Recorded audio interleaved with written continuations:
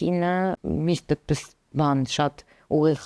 տեքստեր կան, աֆորիզմի վերածված հայ կինը կամ ընդհանրապես կինը ընտանիքի սյունն է, բան, այո, հենց այդպես է։ Քո շուրջ եղած մարդկանց բարձրացնողը, հատկապես ընտանիքի մեջ տղամարդկանց դերի կարևորությունը ընդգծվում է, այդպես կարծում եմ կներեք սիրելի տղամարդիկ, միայն կնոջ շնորհիվ։ Այդպես ընտանիքներ կամ զույգեր կան, չէ, որ անմիջապես առաջին հայացքից դու նկատում ես, որ շատ թույլ է տղամարդը, որովհետև կինը իր ամբողջ էներգիայով թուլացրել է իրեն։ Հետո աշխարհում այդպիսի խնդրեմ կա, Լենա ջան, որ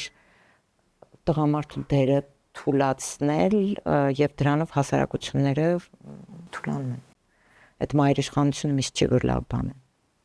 Եվ հետո ընդգծված էլ չի հատուկ մայրիշխանություն։ Ինձ թվում է հայ կնոջ գործառույթը այդ զա մուժմ լինելն է եւ լինել տղամարդու թիկունքին։ Դուք եւ ձեր ամուսինը իմաստիր ու բացի ինչ եք տվել։ Այդ զամուժմ լինելու բանը պահել եմ թեկուզ ինչ որ ժամանակի մեջ ինձ տվերելով, որպեսզի ինքը իր դերը ու իր նշանակությունը ոչ միայն ինձ համար, այլ իր շրջապատի համար լինի, լիարժեք լինի, այդ կարծում եմ կինն է հաղորդում տղամարդուն։ Ես մենակ այդպես եմ հասկանում, որովհետև դու միշտ անգամ եթե ինչ որ միտք հուշում ես քո տղամարդուն, կարծում եմ դա այնպես պիտի անես, որ դա իր միտքն է, որովհետև դա քաջալերում է մարդուն ու